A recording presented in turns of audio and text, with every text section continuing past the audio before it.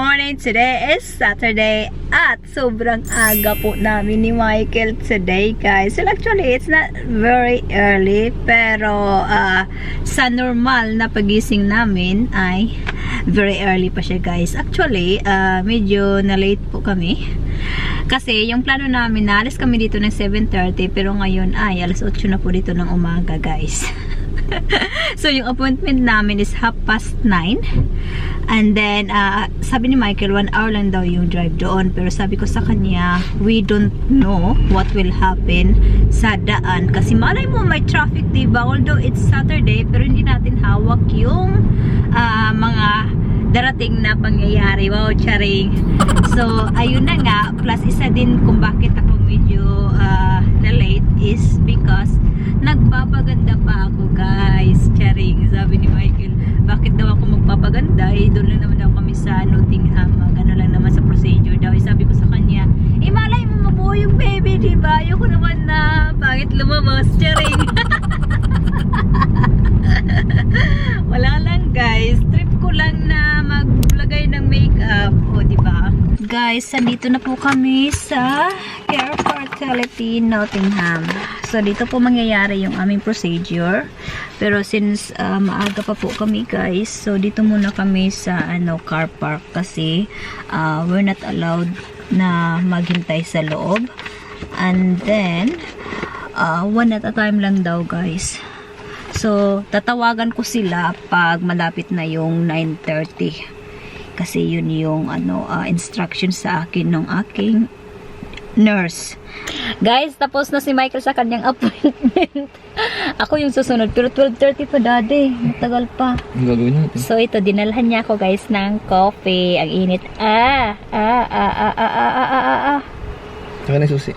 Ha? Andyan, i-close mo tong bintana dito, di, please, kasi lamig na lamig ako, eh. Ayan. Hindi lang pala kami yung naghihintay, guys. Meron din kami dun katabi, oh. Saka meron din sa kabila, side by side. Ayun, oh. Bahay din naghihintay. Ay, nako. Guys, grabe. 10:30 pa lang dito, pero ang lakas ng ulan. Oh my God. Ay, naantok tuloy ako. Game na, game na. Email na?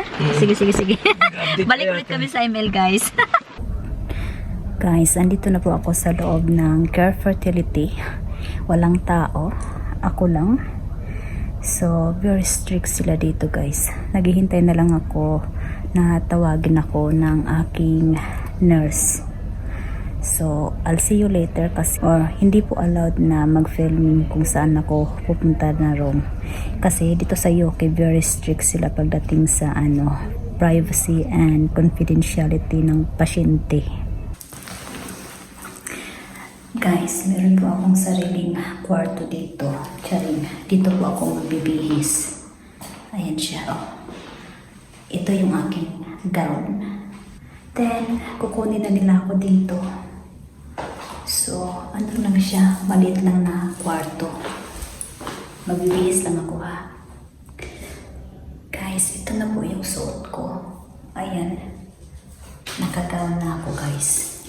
So, I'm just waiting for them to come and pick me up to do the procedure. So, I'll see you later. Guys, tapos na po yung procedure ko. My God.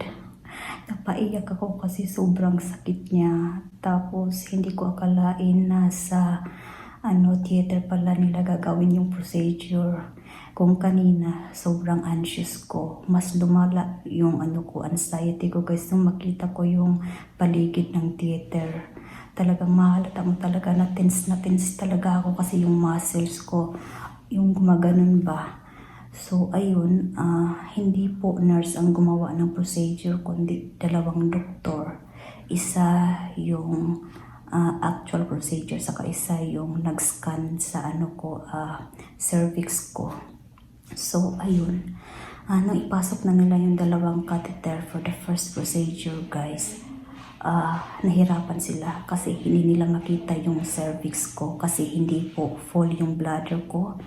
Tapos sobrang sakit, as in. Alam mo yung magdidilim na yung paningin ko na parang pakiramdam ko magkukulaps na ako guys. Pero talagang sabi ko, Lord, please lang tulungan niyo ko na matiis ko ang lahat ng sakit. Sabi ko ganun. Talagang alam mo yung nagpa-fog na yung paningin ko. And then sa pangalawang procedure guys, ginamitan na talaga nila ng ibang klase na ano tawag dyan, gamit. I think it's another type of speculum guys, pero mas malaki ang ibubuka niya. So yun yung ginamit nila guys, kasi they could not find my yung cervix. So ayun, nung nakita na nila, pinasok na nila yung sobrang liit na catheter. And then, pinakita sa akin through the ultrasound kung saan yung catheter. Nakita ko naman guys, and then success. Tapos after nun guys, pinasok na nila yung catheter. Then yung product ni Michael. Guys, nandito na ako sa sasakyan ulit at uuwi na po kami ni Michael. My God. Up to now, ramdam ko pa rin yung pangangatog ng mga binti ko. My God. Ay, dito ako sa baba di. Diyan no. Yun lang? Oo, tapos pinasok ako sa theater. Yung talagang uoperahan ka. First time ko makapasok doon, hindi takot na takot ako. Tapos doktor pa yung gumawa. Mas lalo ako natakot. My God. Okay lang sana kung nurse. Tapos nakasalubon ko yung doktor guys na gumawa ng procedure. Nag-aalala siya sa akin. Tapos kung okay lang ba daw ako. Sabi ko okay lang naman ako. Kaso nga lang It really hurts. it really hurts. And then sabi ko sa kanya, I think naka-add sa tension sa anxiousness ko is yung theater kasi first time ko na makapasok doon. My God, kaya ayun. Ayan siya, yan yung doktor. Lumabas siya. I think ako yung last patient niya. Siya nag-perform, tapos isang doktor yung gumagawa ng scan. So tara na daddy, good luck sa atin. Guys, good luck sa amin. Sana successful siya kasi para worth it naman yung sakit na nararamdaman ko. Oo. Guys, kakarating lang po namin ni Michael. Tapos dumaan po kami sa co-op kasi bumili ako ng tinapay para babaunin ko bukas. Tapos oil kasi magprito po ako ng chicken ngayon. Saka bumili ako ng pork loin steak para next week po. Saka bacon. Then naka-reduce to price yung kanilang pansita. And then bumili din ako ng chicken thigh. Ayan, pasensya na kasi maaraw. My God, ano ba yan? Yan na lang. Kita nyo ba ako dyan? Or there is a problem with the lighting again. And then for this guys, ayan. Magsasabaw po ako mamaya konti. Kasi gusto kong kumain po ng sabaw na tahong. Wala lang. After all na naranasan ko, parang I want something nice. Gusto kong humigop ng sabaw, ganon. Tapos, binigyan po ako ng pregnancy test. Kasi mag-test daw ako after 3 weeks. Then, ito is urine path. Then, meron siyang dito guys, instruction na kung ano yung mga hindi mo pwedeng inumin. So, you can take paracetamol and then you can take your folic acid. Then, you have to continue to have sexual intercourse. But, you cannot take ibuprofen or aspirin. At saka, you cannot drink alcohol or smoke. Hindi naman ako nag-smoke pero nainom ako guys. Konti lang. So, ang gagawin ko, this afternoon, magpapahinga lang ako guys kasi it's not very nice. Hindi pa ako makarecover sa nangyari kanina. Ay, nako po. Pero ito talaga yung mangyayari guys pag gusto mo talaga na magka-baby talaga. Ano lang naman to, we're trying our best. Pero you know na like what I've said, if we can't have then gagawin po natin, di ba? At least we did our best na mag-try po na magkaroon ng baby, diba? Guys, good evening. Nakapagpahinga na po ako after kanina at saka nanood na din po ako ng Over the Moon na movie doon sa Netflix na Lexi. Kasi andun yung ating palalang. Ayun siya, oh. Then, si Michael, as usual guys, kung ano yung ginagawa niya kanina hanggang ngayon, ganyan pa rin yung kanyang ginagawa. Okay? Walang pinagbago. Then, nag-dinner na din kami ng tahong. Sinabawan na tahong, guys. Ayan. At saka, fried chicken. Then, si Lexi nag-Gordon Pink. Ano to? Gordon Gin.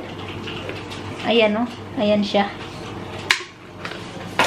Naubos niya. So, matutulog na yan siya. Mamaya agad-agad pag-uwi niya sa bahay. Yeah, duty pa. Oh, duty siya tomorrow. Then, duty din po ako tomorrow. Long day sa MAAU ako. Pero, kailangan nila na hindi ako ilagay kung saan yung may COVID positive na patient. Otherwise, uuwi po ako. Charing. Hindi, meron naman akong letter guys na i-count ko sa mga ward na ganun.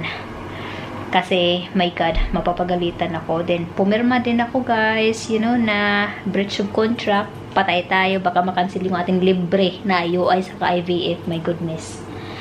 Huwag natin kalabanin ang papel.